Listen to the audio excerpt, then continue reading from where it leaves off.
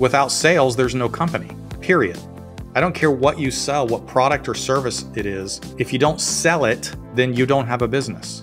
Brian Will, the ultimate industry expert in sales and management consulting and best-selling author of the Wall Street Journal and USA Today hit book, The Dropout Multi-Millionaire, and his newest release, Know the Psychology of Sales and Negotiations. Whatever it is you're selling, there are probably the same 5 or 6 objections that you're going to get in every sales presentation. With over 35 years of experience as a serial entrepreneur, Brian has a proven track record of success, having created 7 highly successful companies across 4 different industries with a combined worth of over $500 million at their peak. There are 4 personalities that have to exist in a successful company. Today, Brian is a visionary business leader, owning a growing chain of restaurants in Atlanta area, an insurance and technology company in Denver, and a residential and commercial real estate business in Georgia and Florida.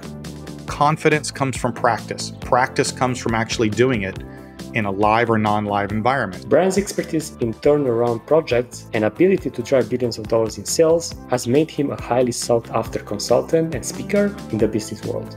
You do that, and then you have unlimited ability to grow your business.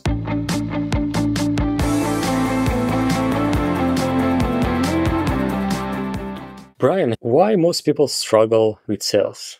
I think a lot of people, first of all, get into sales that don't know anything about sales. And I think there are also a lot of people that think they're a natural at sales and they're not, just because they think they're good at talking. And talking is not really the key to sales. It's understanding the psychology behind why people do and don't buy and how they react. So I think more people, if they would get more training and learn more about the sales process and sales psychology, it would double their output, which would double their income, very simply. You mentioned something interesting there. Most people that love talking or talk too much are actually the ones that don't do well when it comes to sales. How much is listening? 100%. And how much is actually talking when it comes to a good sales call? I think too many people think that to be in control of a situation, particularly a sales situation, they need to be doing the talking. And that's actually the opposite of what's true. To be in control of a situation or in a sales presentation or really anything, you need to be doing more asking of questions and listening. As long as the other person is talking, particularly in a sales situation, you have all the control because you feed them a question, they give you information. That information is what you use to get them to buy whatever the product or service it is that you're selling. People love to talk. Unfortunately, salesmen love to talk, and they end up talking themselves out of the sale as opposed to talking the client into the sale. So the key is to ask a question, let the client talk, let them give you all the reasons why they want to buy. Every time you ask a question, you should be gathering information, right?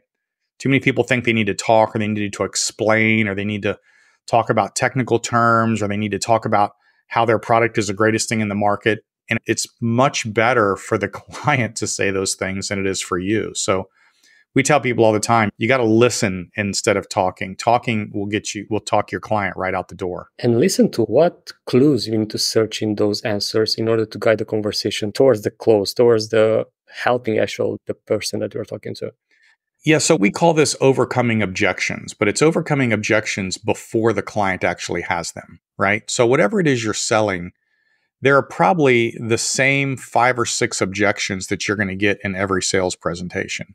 Right? And it's either time or money or value or what about the competition or geographic location. Whatever the objection usually is, those are the things that we want to ask questions about in the sales process or what I call the fact-finding process so that we can overcome those objections later on. In other words, one of the first things I would ask somebody is, so why are you looking to buy whatever it is I sell? Let's say I sell headphones. Right? I say, why are you looking to buy headphones? Well, they're going to tell me. Well, because I do a podcast and I need them for my podcast. Well, are you actively doing podcasts right now? Yes, I am. Well, do you have headphones right now? Well, I do, but they're not very good. In other words, you need to get a better set of headphones literally for your next podcast. Yes. Well, see, by taking it down that path, they can't tell me that they're just shopping or they're not really interested or they're just looking because they've literally just told me that they're looking for a set of headphones for their next podcast, which is going to be done tomorrow. And I would say, well, have you looked at other sets of headphones? Well, yeah, I did. Well, where did you look? Well, I looked up the street. Well, what was wrong with their headphones? Why didn't you buy theirs? I'm asking that question because I want them to tell me what's wrong with my competition so that I don't make the same mistake my competition did. And they'll say, well, the headphones were a little too expensive. Okay, well, what range are you in for headphones? I mean, our headphones run from $100 to $300. Are you looking in the low end of 100 or the high end of 300? That's another objection, right?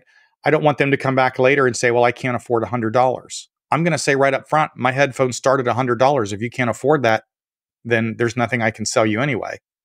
And if they say, well, I'd like something in the mid range, say 200, perfect. I've let them set the budget. Now we're not going to have that objection to overcome later because they already told me they want a $200 set of headphones. So it's understanding the objections and asking questions around those objections to get the client to overcome their own objections so that they can't give them back to you later. And so at the end of our fact finding, we call it, I say, so Gabe, sounds like you're looking for a set of headphones. The ones I've got here, you said you like. They're in your budget range of $200. We know you need them for your next podcast, which is tomorrow. You want me to go ahead and wrap this thing up and we'll get you out the door and on down the road? And you'd be like, well, okay, yeah, that sounds good. Right? So it's asking questions to overcome objections so that they can't give you those objections later and they will talk themselves into buying. That's super smart. And I think that's the piece indeed that most people miss, because they ask questions just to find out details about the particular business or the particular individual, rather than trying to navigate the conversation towards addressing those objections earlier. You made it sound so simple. So it's obvious you're an expert in this, but some start sweating before joining a sales call, or they are not having the necessary skills. How do you develop those apart from the classic practice? Yeah. In the training programs that we do is practice, and it's getting up and saying the same thing. So we do what we call general and specific scripting, right? So specific scripting are, if I'm selling headphones, I know the first question I'm going to ask is, why are you shopping for headphones? I know that. I'm going to just ask that same question over and over, right? That's a specific thing I'm going to ask. If I'm selling a more complicated product, I would say, hey, listen, what are you looking for? Well, I'm looking for, say, solar panels for my house. Okay, great. Well, in order for me to help you, I'm going to need to ask you a bunch of questions. Okay.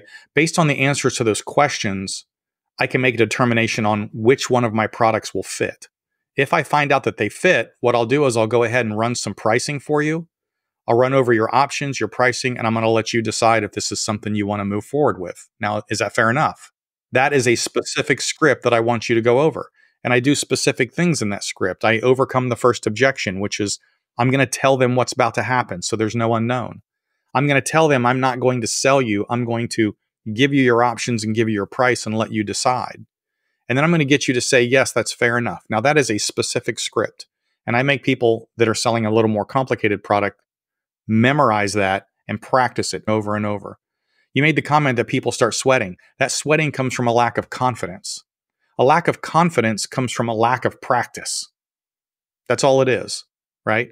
In other words, if I'm going to run a mile and I've run a mile 1,000 times, I know it's no big deal to run a mile. But if I have never run a mile and I have to go run a mile, it's suddenly an overwhelming thing. I've written 5 books. To me, writing a book is no big deal because I've done it 5 times. So confidence comes from practice. Practice comes from actually doing it in a live or non-live environment. So we make them learn specific scripts based on their product or service, and then we teach them the questions. After that specific beginning script, I say, why are you looking for headphones? When are you looking for headphones? Where have you shopped before? Why didn't you buy from your competition? So those are general scripting questions that are really just trying to pull that information back. So the key to confidence is practice, unfortunately. So we do this in all of our training sessions. We pull people up in front of a class. We make them go through the general and the specific scripts in front of a bunch of people. And if they do that enough times, eventually they won't be sweating anymore. Love that. And the thing is that sometimes this conversation doesn't go as scripted. They just, let's say, the starting that you had, like, I'm searching for headphones because of this reason. How much are yours? Straight to the point, straight to the pricing. How you address that? Sure. So we call anchoring. And anchoring means as you know, there are lots of kinds of headphones, right? And I said it earlier in this conversation. I would say my headphones start at $100 and they go up to $400. Is that in your budget range? and you're going to give me a yes or no question. If you come back and say, no, I've only got $50 to spend, then I'm not going to spend any more time with you. So here's another fallacy that people think in the sales industry. You will not sell every single person you talk to. You won't. And so what you need to do is recognize who is a buyer and who is not a buyer. And when you recognize who's not a buyer, then you don't spend any more time with them and you go spend your time with the person who is a buyer. And that will increase your sales significantly. Too many people waste time on people who aren't going to buy. So if you came in and said, hey, I don't want to talk about anything, just tell me what your price is. I'd say, great, my price is anywhere from 100 to 400. Does that fit in your budget? And you go, well, maybe. I said, well, do you want me to tell you about the $100 headphones or the $400 headphones? Which one would you like to hear about? Well, I want to hear about the $100 headphones. Okay, so $100 is in your budget. Let me tell you how these things work. Love that. And very simple. Indeed, when you put it that way. And as well, you mentioned something very important there, like validating as soon as possible if the person you're talking to is a good fit. And I'll go a step further and I invite those listening to do it even before the call, through a form or through a different type of filtering, that they don't spend time with those that doesn't even have the budget, or they are just tire kickers and so on. And there are any other tricks to validate individuals before even jumping into a sales call?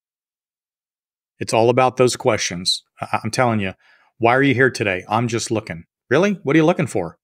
I just want to look around. Okay, well, let me know if I can help you. I'm not going to waste more time on people who are going to be openly hostile towards me.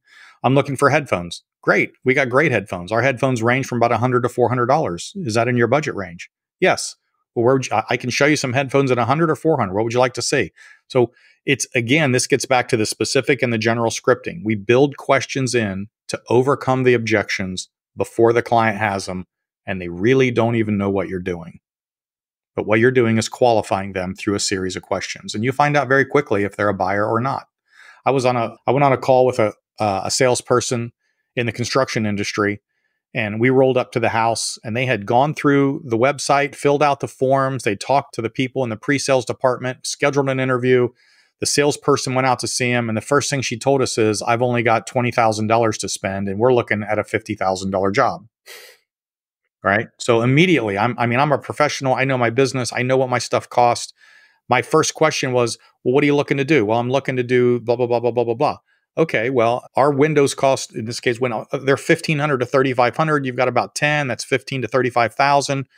And she's like, well, I only have $15,000 to spend. Well, would you consider only doing the front of the house instead of the entire house? In other words, I'm going to try to adjust what I'm doing to get my sale done. But I knew immediately she couldn't afford it. And so we didn't spend a lot of time there. So I wanted to start with this because I know how important sales is in a business environment. You're a serial entrepreneur. You build so many businesses, exit a few, and drive millions in revenue in sales. What percentage from the business side of things sales is? That's easy. Pick any company, right? Pick, let's see, Apple, right? I got an Apple phone right here. Okay. So we have an incredible CEO at the top of Apple. His name is Tim Cook, right? Running one of the largest companies in America. If Tim Cook gets fired tomorrow, is Apple going to continue? Obviously, yes. Sure. Yeah. If the entire sales force of Apple gets fired tomorrow, is Apple going to continue? Probably not. Because without sales, there's no company. Period. I don't care what you sell, what product or service it is. If you don't sell it, then you don't have a business. So sales is everything to the organization, right? Without sales, you have nothing. I can survive without managers. I can survive without admin. I can survive without executives. I cannot survive without sales. Now, that's not to say that sales is everything and all, right? It's not all the aspects of a business, but without sales, you have no business. I can replace any individual, but if I start cutting my sales team out, then I have nothing left. I have no revenue, and without revenue, I can't pay salaries. So sales is everything. Sales runs the world. And I often joke, sales runs the world both from a product and service standpoint and literally in your personal life, right? So if you're married, you probably had to sell yourself to your wife. If you have a job, you had to sell yourself to your boss, right? And if you sell a product or service, you have to sell that to a customer. And if you're selling just a service, then you have to sell yourself to the customer who is going to hire you to do what they do. As a sales trainer, I have to sell myself to organizations who hire me to train their salespeople. If I stop selling, I'm out of business. And since sales is basically part of everyday life, business, and so on, still, how someone become good at it? Of course, practice, putting themselves in that situation. But there's something, It's training. and that training, and specifically, because you mentioned that you go through the process, you validate, and so on. And that means that we should never negotiate. Because if you validate right from the beginning, if that person doesn't have the money to buy our product, that individual won't accept us in their life, or that organization won't work with us for a different reason, we should never negotiate, or there is a thin line there where we actually need to negotiate certain things. Oh, everything's a negotiation. Every sale is a negotiation. You're either negotiating on price or you're negotiating on you, right? So let's go back to a good example of my headphones again. It's funny we picked headphones today. If I tell you my headphones are $100 to $500, I don't have the ability to negotiate under $100 because that's just what they cost. But if you tell me I'd like to talk about to $200 or $300 headphones, well, then we can negotiate, right? I tell you about my $200 headphones, and if you say, I don't know if I want to buy those, then I'll bring you down to 150, or I might bring you down to 100. So doing that anchoring allows you to negotiate within a band of price range. Now, if you're selling a service, certainly there's a negotiation because my time is worth whatever I want it to be, right? In other words, I charge $500 an hour for my time, but I could negotiate that if I really wanted to do a deal. Sure. But then it gets back to how important is it for me to do the deal versus how important is it for me to make the money, right? So we call this fear of loss or fear of missing out. So I tell this example a lot of times. I bought a restaurant 10 years ago. And the first time this restaurant came up for sale, they wanted $300,000. And I said, no, I'd give them $200,000. And the guy said, no, he wouldn't negotiate. A year later, he came back and he said, I'll take $200,000. And it was a year later. So I said, no, I'll give you $100,000 now. And he said, no, he wouldn't negotiate. A year later, this is 2 years after the initial, he came back and he said, I'll take $100,000. And I said, fine, I'll do $100,000. And so I started going through the process of due diligence. And after about 6 weeks of due diligence, we sat down at the closing table and I said, I'm not going to give you $100,000 anymore. I'm going to give you $0. And his eyes got really big. And he said, well, what do you mean? I can't take $0. Well, I knew in my due diligence that he had already accepted a job and had to quit this business. I knew that his lease was coming up, and I knew that his franchise agreement was coming up and needed to be re-signed. I knew that I had him over a barrel. So I was able to negotiate from his original $3,000. I ended up buying it for $10,000 because I had done my due diligence. I had asked all the right questions. I knew what was going on with him in his life. I knew that I had him in that negotiation. So that's a negotiation. In his case, if he had not taken my deal, his fear of loss is he would have gotten nothing because he had already accepted a job and he had to leave. So everything's a negotiation. You just need to be prepared for the negotiation before you go into it so that you can stack the deck in your favor. Yeah, that's the way, right? Because often we don't do that due diligence. And I face this all the time when it comes to the people that I talk to or interact with. They say, oh, that deal didn't went through. And when I ask why, oh, because they didn't have the budget, they didn't have but did you do that? Did you ask the right questions in order to see if they actually are able to work with you? And of course they didn't. And so we have these pillars in place. And to pivot a bit to running multiple different type of businesses and launching over 10 startups in different industries, only thanks to sales, I doubt that. What's your other secret? What's your other skills that tap into this in order to be able to do such thing? So my superpower is operations, not whatever the product or service is. In my world, a business is a business. So my first business was landscaping. Then I went to insurance. Then I went to a software company, back to insurance. Then we went to another software company. I get into the restaurant industry. I own a real estate company. I had a company that places ATMs all over the place, people take cash out of.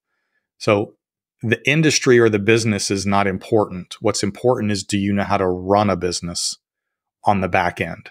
And do you know how to create a sales system that will push the product out? What the business is irrelevant. Too many people think that their business is whatever it is they do, right? I'm a plumber. I'm in the plumbing business. Okay, plumbing is what you do, but you own a business. And if you don't know how to run the business end of the business, the product is irrelevant, right? So the example I always use is this, and it's in my book, Joe the plumber. Most businesses start from somebody who is doing a technical skill, right? And we're going to use the example of Joe. Joe is a plumber. And every day Joe gets up and goes to work and he does plumbing for XYZ Plumbing Company. And XYZ Plumbing Company bills Joe out at $150 an hour. So if a company hires XYZ, they send Joe, they bill $150 an hour, and they pay Joe $50 an hour. So Joe gets $50 an hour, the company gets $150, they make $100 profit. Well, 10 years goes by and Joe wakes up one day and he says, why am I working for $50 an hour when they're billing $150 an hour for my time? I'm doing all the work. Let's see. So Joe says, screw this. I'm starting my own business. I'm going to make $150 an hour. And so he starts Joe's Plumbing. And that happens every single day all across this country. 5 million businesses a year start up in America. 5 million. That's an amazing number of new businesses. And most of them are just like Joe. They want to do their own thing. And so Joe goes into business for himself. The problem is Joe's not a salesperson. Joe's a plumber. Joe's not an administrative person. Joe's a plumber. Joe doesn't understand insurance and taxes and employees and liability. Joe doesn't understand how to set up his EIN account. He doesn't understand that he's not allowed to put checks in his personal bank. He's got to put them in the company. Joe doesn't understand payroll. He doesn't understand the difference between subcontractors and employees. Joe doesn't know how to go out and sell product. Joe just thinks plumbing business is about plumbing. And of those 5 million businesses that start every year, 70% will fail, right? That's a statistic everybody knows. If Joe's business fails, it's not because Joe doesn't know how to be a good plumber. It's because Joe doesn't know how to run a business. And Joe gets himself in trouble and fails. The business end of the business that's important, not plumbing or whatever it is you do. So what I do is business. I do operations, I do sales, I do management, I do data analysis. That's what I do. That's how you run a business. You can inject any product into that mix and be successful as long as you know how to sell it. So all those that succeed, the 30% ones, how they switch from that label of plumber, I don't know, electrician, whatever, into actually building a business? They hire specific individuals or they learn by themselves how to do those things? So I have this saying, again, back in my book, that there are 4 personalities that have to exist in a successful company. You have to have an entrepreneur. This is the person that comes up with the ideas, right? And creates. Then you also have to have an administrator or a manager. And that person generally ends up being the CEO later on. That administrator or manager or CEO is somebody who understands administrative tasks. They know how to get the paperwork done. They know how to file the taxes. They know where to hang the posters. They know how to manage the employees. They know how to do payroll. They know how to do all the administrative stuff that is required for a business to legally operate. The third personality is sales. And sales is the person that goes out and sells the product, right? And then the fourth personality is the technician. So in Joe's case, Joe is a plumber, Joe is a technician. Joe's probably not a manager, and he's probably not a salesperson. He's good at doing the plumbing. If Joe wants to be successful at business, he needs to have somebody who's also good at administrative tasks, somebody who's good at sales, and then somebody who's good at actually building a business. Now, you can be 2 personalities of the 4, but you probably can never be more than that. So for a business to succeed, make sure your business has a manager, not just an entrepreneur. Entrepreneurs tend to be bad managers because we're all over the place. We come up with ideas and we're like, I want to do this, I want to do this, I want to do this. And managers say, no, we got to do this and this to be legal, right? You can be a crazy entrepreneur without a good manager. But you also can't be a great manager without an entrepreneur. It goes both ways. You have to have somebody who's good at sales. Entrepreneurs are usually great at sales because they can sell themselves. Then you have somebody that actually does the work. Too many people start a business as the technician doing the work, thinking that they are now an entrepreneur and CEO and manager, and they're not. So backfill your weakness in those 4 personalities with either an employee or a partner, and that's how your business will succeed. So I would like to challenge that. One specific reason is because I am a jack of all trades, I will say. I'm a solopreneur. So I operate alone with contractors. And I started indeed as a technician, but I had a background in sales. I worked like 5 years in sales before starting my own thing. So I was trapping execution. I was good enough in order to get referrals. I partnered with someone that already have the market and I did complimentary service for them. So things went well. But of course, this lack of abilities of managing things and so on caught up with me at some point. But I learned that as well afterwards. And I still running after 14 years the business alone. And I know personally a lot of solopreneurs that are doing the same. Of course, you are not exceptional at all those 4 characteristics, but at different levels, you have them there somehow. You're right. So what we call this is when you start a business, most people have to do everything by themselves. That's because they don't have the money to bring in hired talent and all that kind of stuff. And that's okay. So when I talk about business, I'm usually talking about scaling it to 5, 10, 20, $50 million in revenue, right? You can't run a business by yourself at $50 million in revenue. Yeah. You can't do it, right?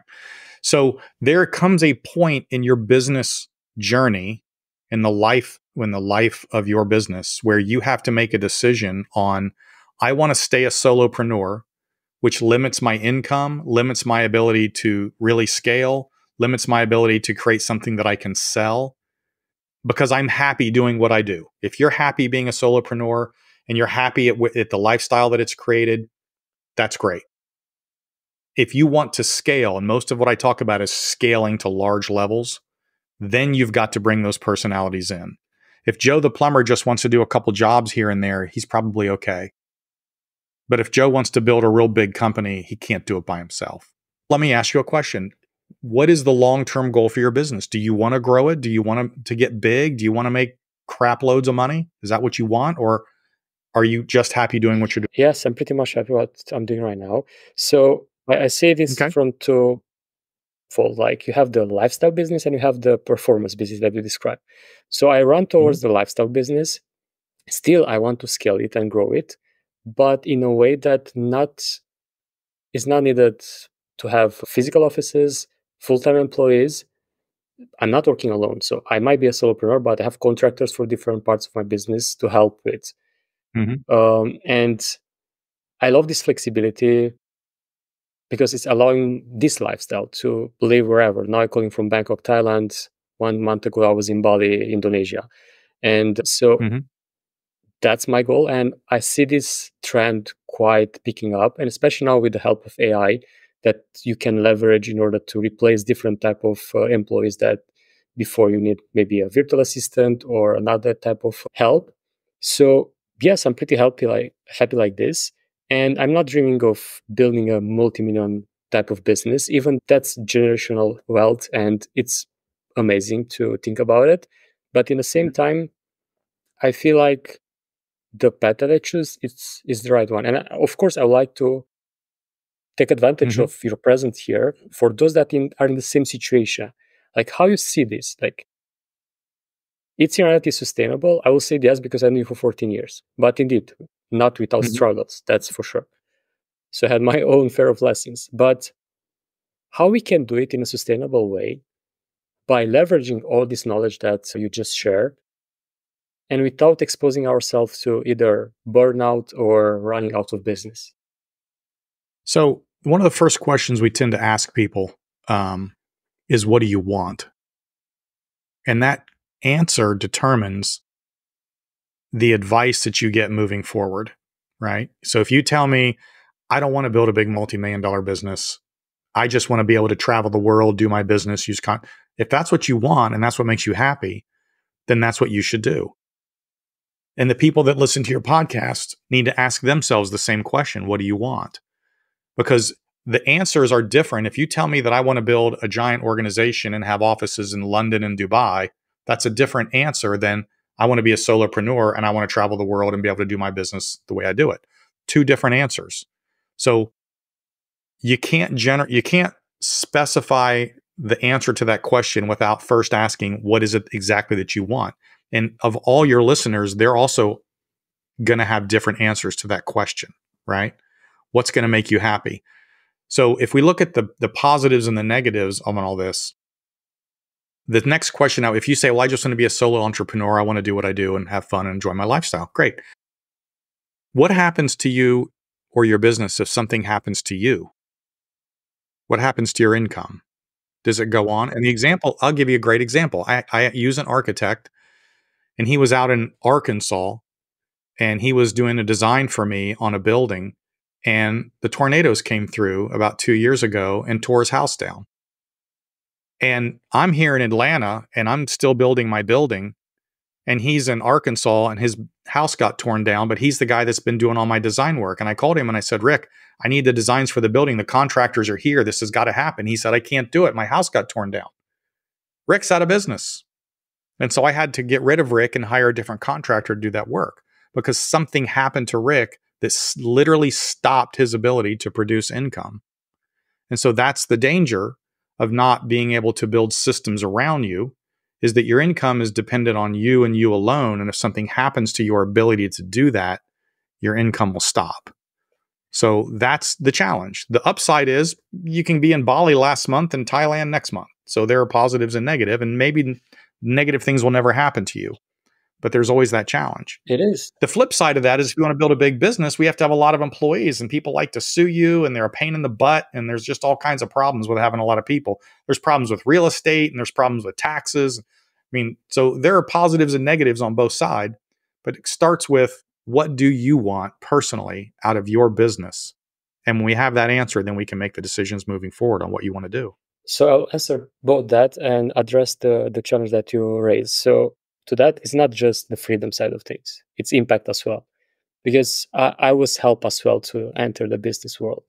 Someone teach me everything that he knew, and that helped propel me out of the full-time job that I had, which I was paid like $200 roughly at current exchange rate. So I want impact as well. It's one of the reasons why I run this podcast. And the other, how I addressed that, because I was in that situation. I wasn't able to work for more than 1 year from health issues. And how I addressed the situation is by building a methodology, a framework around my approach to consulting. So I run a marketing business, and I build that framework. And at some point, once it's refined and tested over time, I'll be able to teach others how to apply that themselves. Still not as a full-time, probably as a part-time contractor or as a separate consultant, and to share that methodology and that IP, and they do the work. And currently, part of my business is web design. So I have contractors on that side of things. I bring in the clients, they do the work, and so on. So that's my solution so far. Of course, there's still need of my involvement at this stage, at least. But at some point... So you haven't built that yet. This is what you're building now. Parts of it is built. So the web design part is built. The framework methodology, it's already vetted, tested. So it's in progress. Interesting question for you then. Let me ask you this. Let's say that you create this methodology and all the things that you want to create, and you've got this crew of subcontractors that are working for you. I would have two questions. Number one, what's then the main driver of your business? And I'm going to say that it's going to have to be the sales and marketing piece. But number two, what's to stop all those people from stealing your idea and just going out and doing it on their own without you? The first one, yes, it's marketing and sales. It's the main driver, and that's my side at this stage.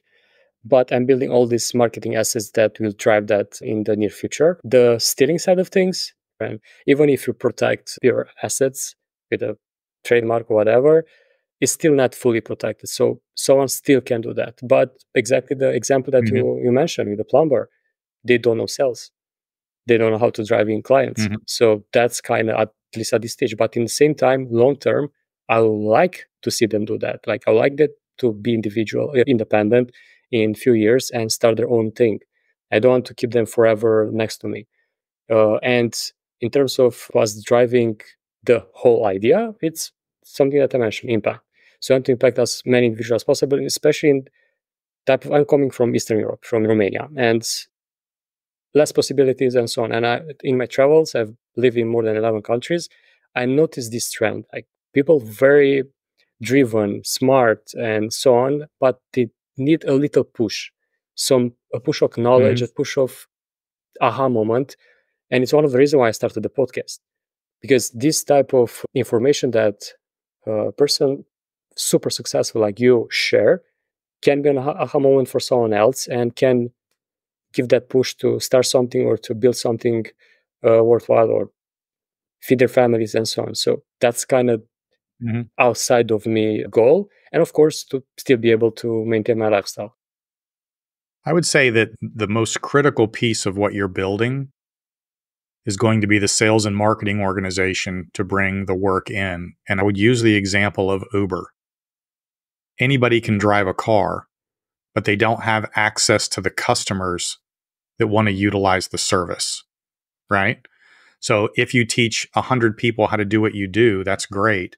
But if you're the person who is driving all the sales and marketing that brings all the customers in to give to them, that creates the ultimate value in your business.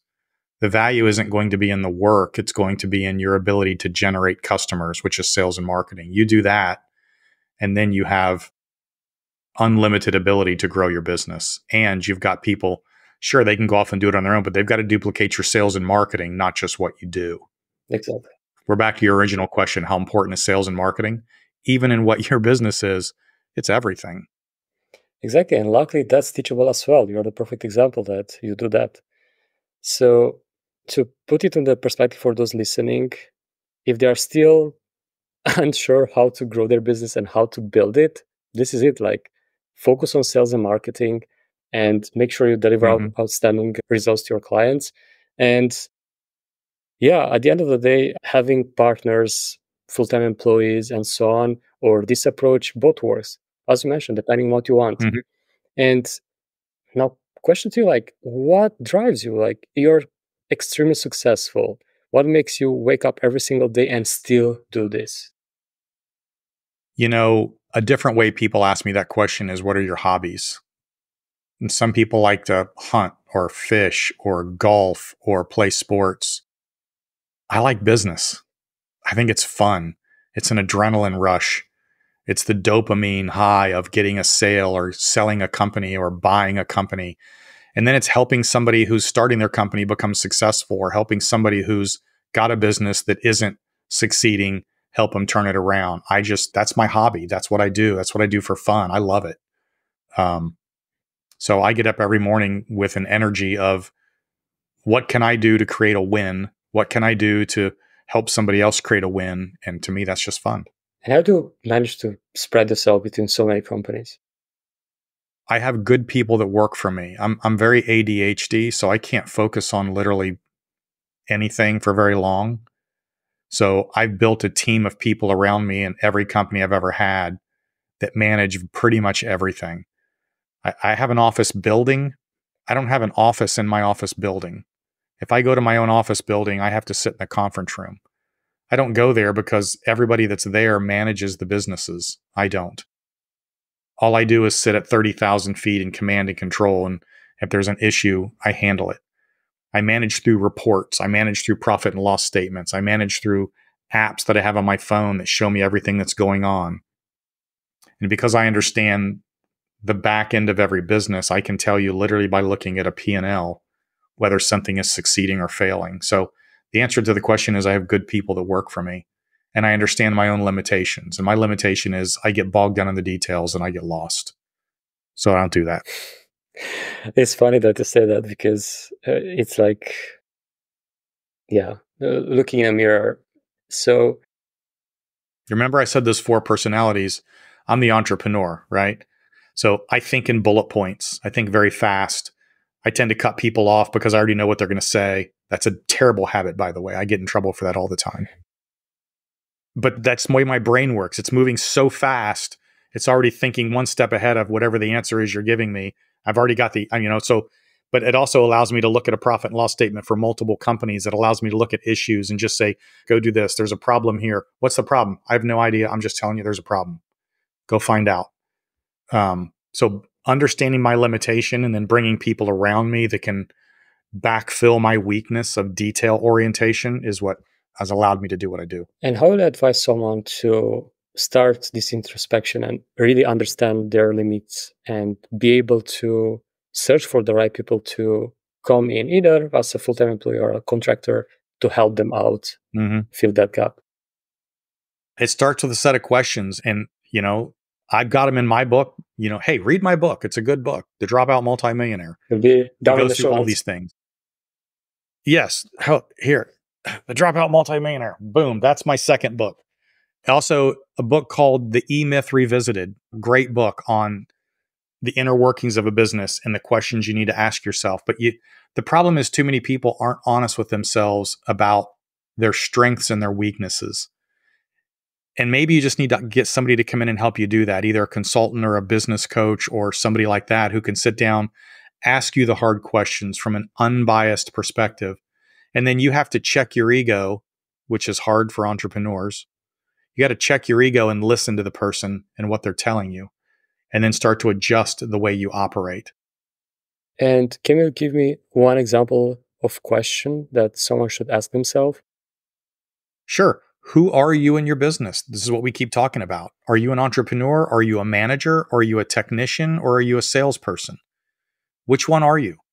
Too many people are technicians thinking they're entrepreneurs and CEOs, and they're not. Too many people in small businesses have a CEO title, but they're not really a very good CEO. And they would do so much better if they'd have someone help them. Too many people think they're great at administrative tasks when really they could hire a $25 an hour person to come in and handle all their stuff and free their life up, buy their time, and allow them to go build their business bigger. So who are you and who are you not? That is a tough question. You start with that. And then the second question is, why should anybody buy your product? And then why should they buy it from you? That is critical to business, because if your product isn't unique in the marketplace, if you are not unique as a personality selling it, then whatever you sell is just a commodity that they can buy anywhere. And if they can buy that commodity anywhere, you're never going to be super successful in your business. You've got to create something that's unique that people are driven to, right? So why should they buy your product? And then why should they buy it from you and not somebody else? So who are you? Who are you not? Why should they buy your product? Why should they buy it from you?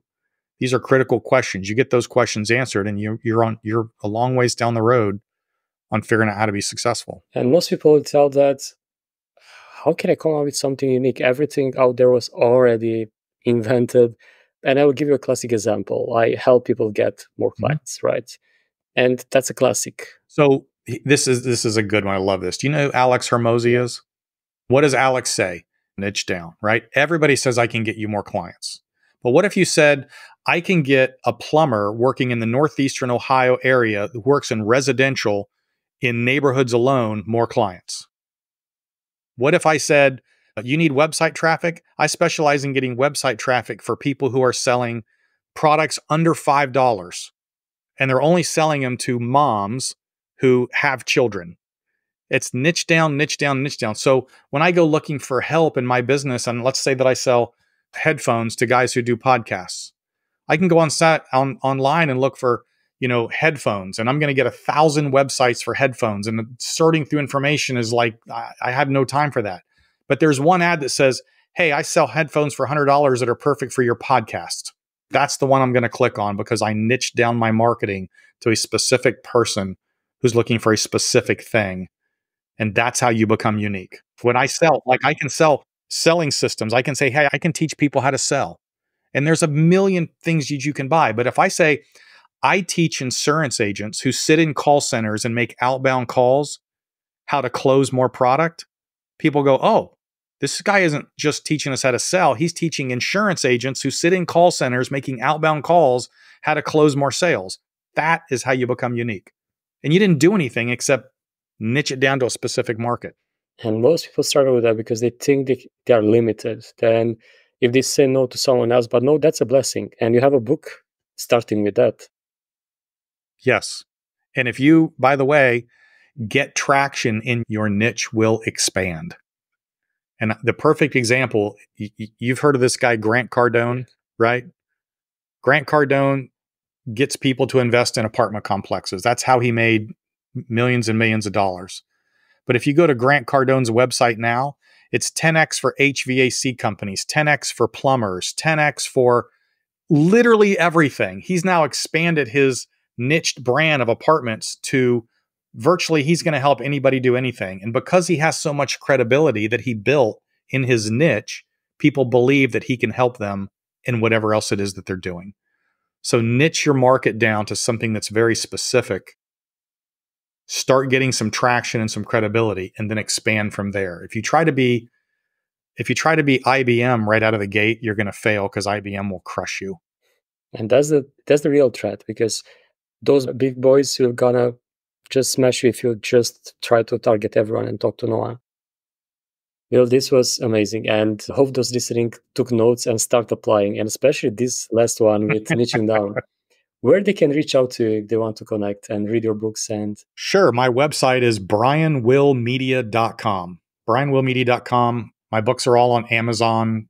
Again, my name's Brian Will. So if you go to Amazon and put Brian Will, you'll find all my books. You can go to my website. You can buy all the books, my training programs, my blogs, my newsletters. Everything's on my website. And I'll put the link in the show notes as well. And to conclude, I want to wrap up with a short challenge for those listening. What I can do in less than 1 week to do exactly that. Niche down as much as possible.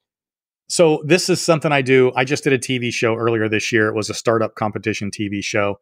And it was a bunch of startup entrepreneurs who were basically in a boot camp all week. And it's called The Blocks. And they were in a boot camp for a week, and we had challenges every day, and they had to, see who would win the challenges, and there was ultimate winners, right?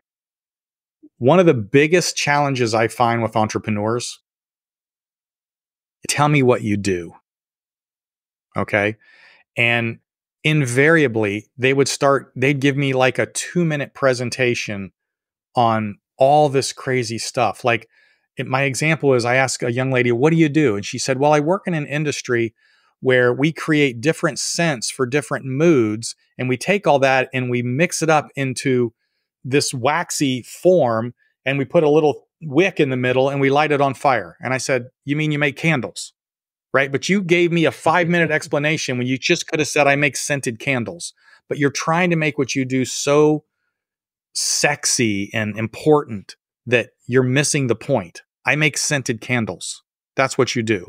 So the first thing with every entrepreneur is tell me what you do in 2 sentences, right? Tell me what you do. And then when you tell me what you do, tell me how you can niche that down.